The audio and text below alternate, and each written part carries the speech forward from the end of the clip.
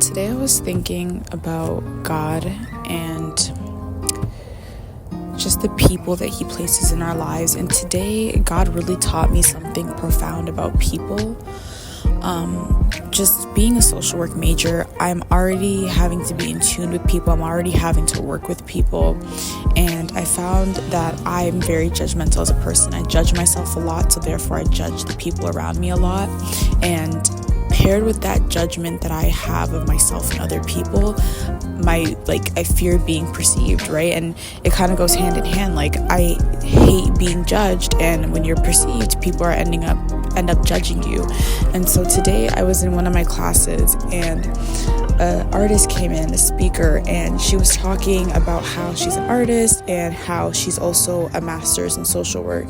And she was just talking about how she pairs art with social work and how that works together and all of these things. And it was so profound. It was so good to hear. But my teacher, my actual professor, had a very vulnerable moment where she actually ended up crying, and she was talking about how stressed she felt and just how she felt like she's always behind on everything and she's always late to do things. And she actually revealed a lot, about how she felt about herself during that time. And before this time, I'd always had one thought of this professor, which was just that she was annoying, she was overcritical.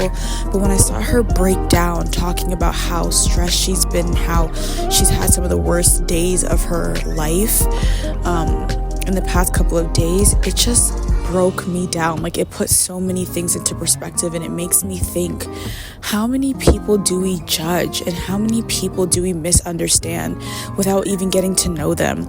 And some people will never get to know the full capacity of who they are. We're never going to get to know fully who somebody is.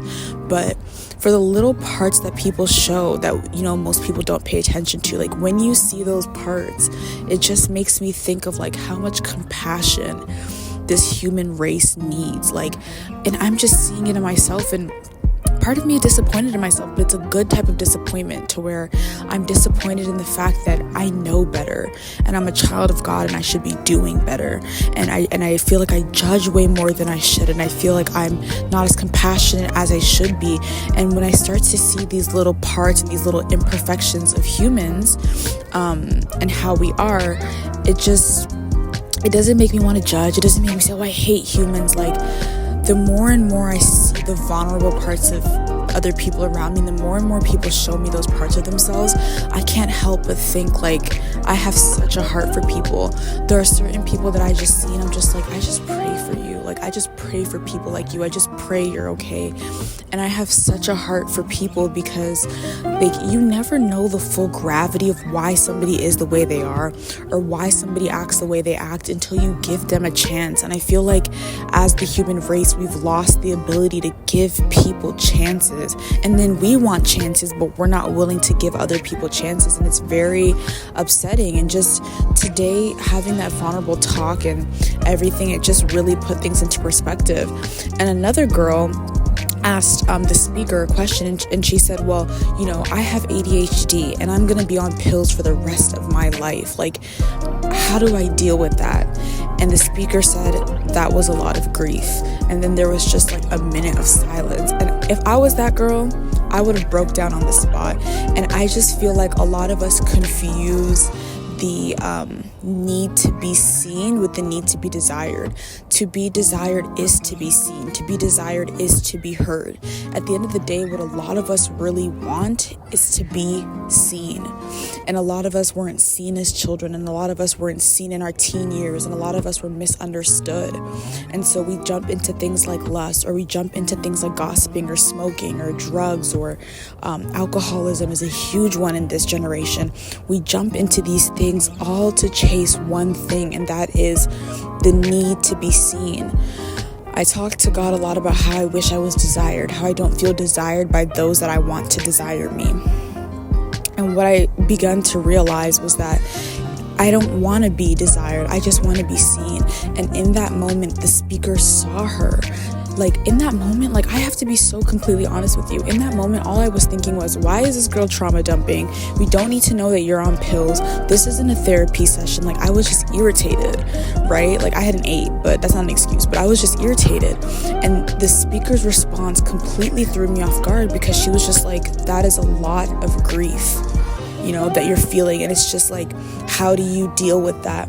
And so that was, the speaker was seeing her in that moment. She let go of judgment. She let go of, okay, this question is kind of irrelevant. She let go of perceptions, assumptions, like she let go of all of those things, and she saw that girl for what was really the root of how she was feeling, which was grief. Like, how do you deal with that? How do you deal with knowing that you're gonna have to, in order to be quote unquote normal, you have to take this pill to sustain you for the rest of your life? And that's not the first thing that I saw. When she said that, I didn't think, oh, that's a lot of grief. I just thought, oh, like she needs to take pills.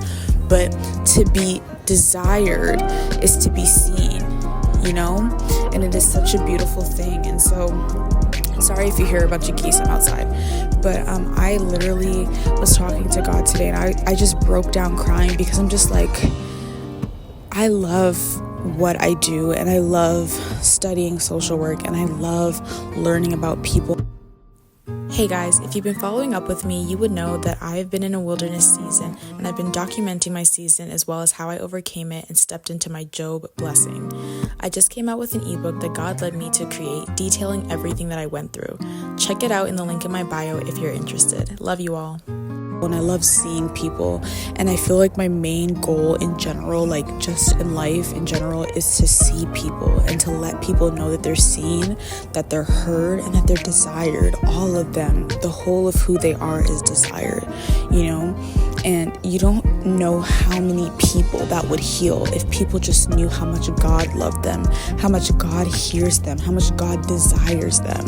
Like, God is literally fighting for your attention, but yet we look for that in men, but yet we look for that in a career, but yet we look for that in finances, when there's a God that owns everything, and God says, anything you ask in my name will be given to you. There is a God that desires and loves us and wants us so much, but we keep seeking these external things. We're emptied by these external things that we can't stop going back to, because there is a void that is yet to be filled. And so I guess this is a reminder today to approach everybody with compassion. The way I like to do it is I approach people with, you know, the thought in the back of my head that they've probably had the worst day. Like, I always like to approach people like as if they've had the worst day of their lives, and that I could do something today to make it better, even if they haven't. And so I encourage you to be kind today. I encourage you to be encouraging today. Like, you never know what's going on.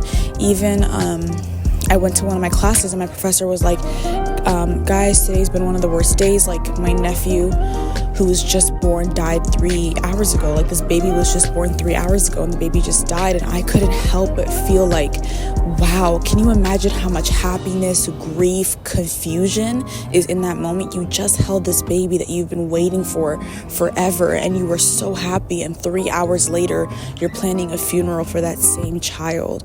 And so please, please, please just approach people with kindness and compassion. Like, you genuinely never know what can set somebody off. And, you know, it's not our responsibility to control people's emotions, and it's not our responsibility to coddle people. But if you can make a difference in somebody's life, or if you can just say one kind thing to somebody, you have no clue the impact that has on somebody's life, the impact that you have on somebody's life. So be that person and choose to make an impact on someone's life.